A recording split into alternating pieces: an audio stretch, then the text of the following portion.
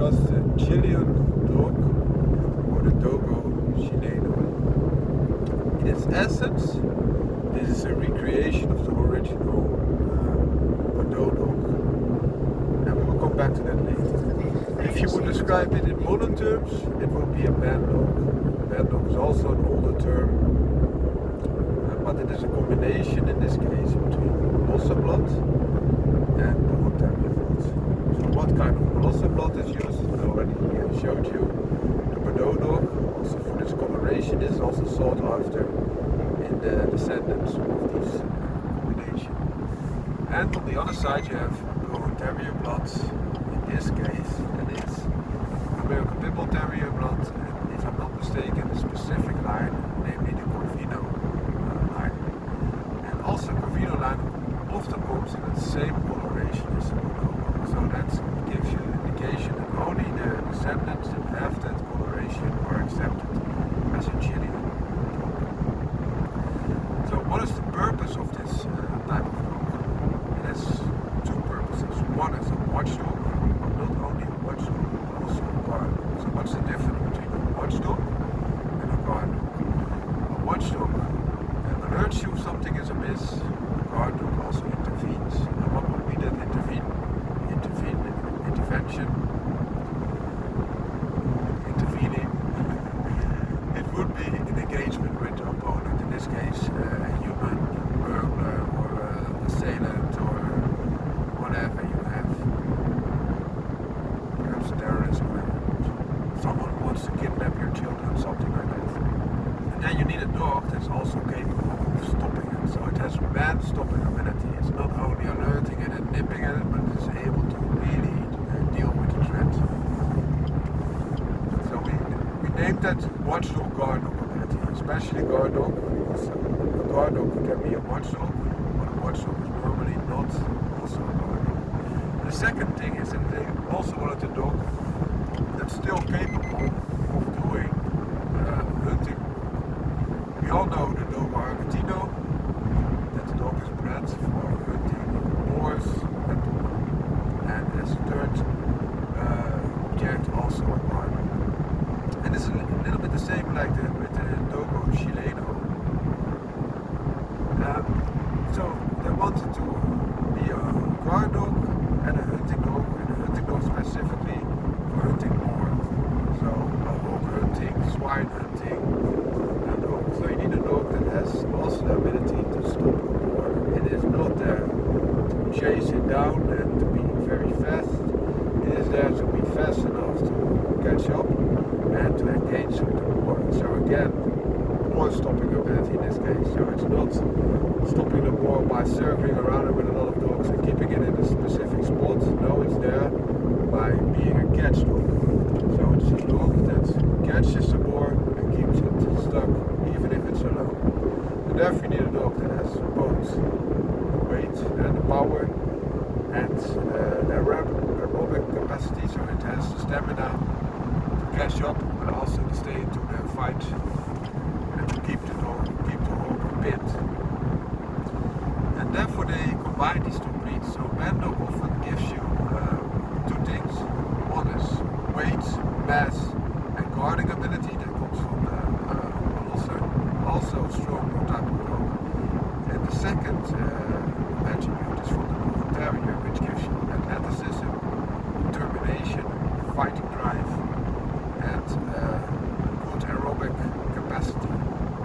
So if you combine those two things, you will get a dog that has a lot more mass than an American Pit Bull Terrier, and a lot more fighting capability and drive and stamina as compared to a Bordeaux Dog. I'm not saying that a Bordeaux Dog could not be a manstopper or could not hold a boar, but it will not be able to stay in the fight for a longer duration of time as compared to that bandogge, the Dogo Chileno, as I mentioned. And it also doesn't have the athletic capacity to really chase it down through rougher terrain, or also the thing is, a lot of Molosser breeds are not only hampered in their wind and their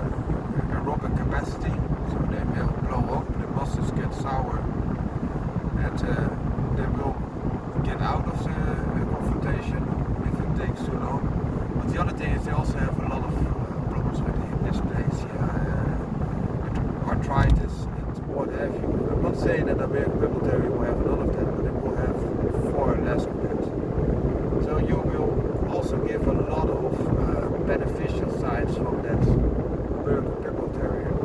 Also, if you look at the modern day,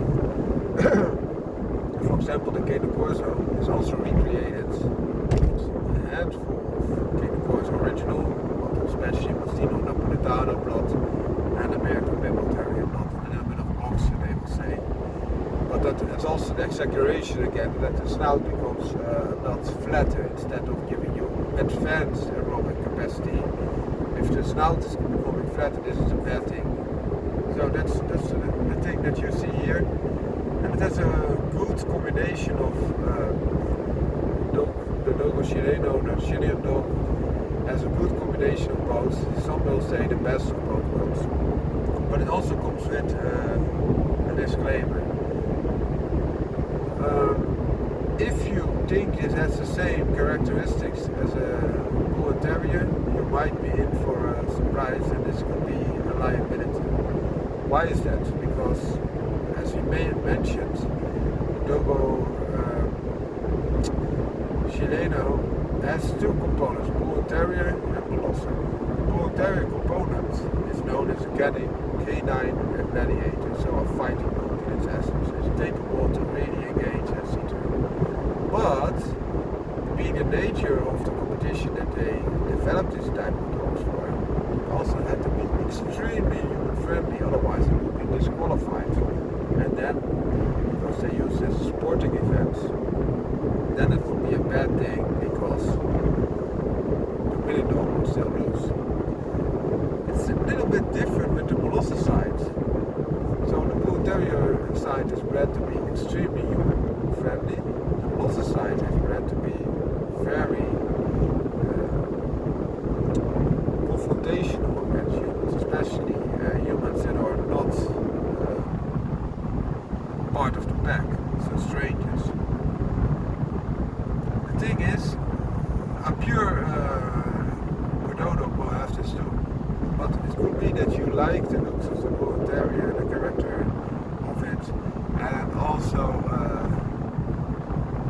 the health benefits, and then you think, I want a big one, very big Bull Terrier, and then the Chilean Dog might be the dog for me. But the character will be quite dominant from the Molosser side, because they bred it for their purpose. Not only hunting, which also Bull Terrier is capable of, because they have that animal aggression.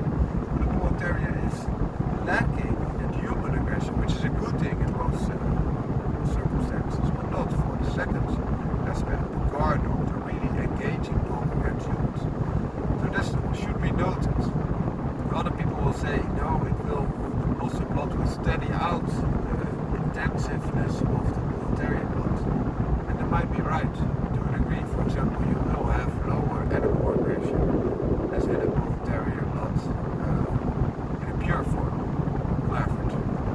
But you will have heightened human aggression, because what would you like to suppress in human aggression if there is one of the lowest human aggression of most dog breeds, if not all, in the Bull Terrier blood? So that's the thing you should take into consideration. You will get a dog that is a lot more healthy than the original, than the Bordeaux Dog, which is now a show dog, so you will become much closer to the original Bordeaux Dog. Also the capabilities of guarding, which will be increased a lot because of the increased drive, increased athleticism, increased stamina, and you will lose little to none of the benefits of the Bordeaux Dog, even in guarding. How is that? Because there is some Bull Terrier blood in there, isn't there? Yes, there is. But they will also select the descendants again for working purposes. So not only working purposes in the sense of hunting, but also in working purposes in the sense of engaging with other threats. For example, human nature threats. So they will select those dogs which have more in that degree than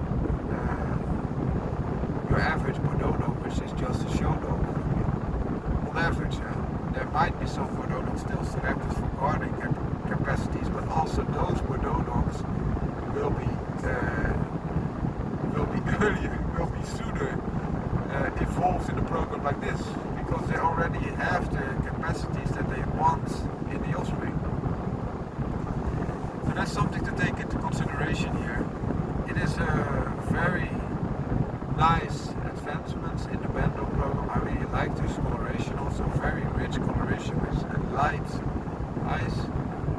yellowish eyes and lighter coloration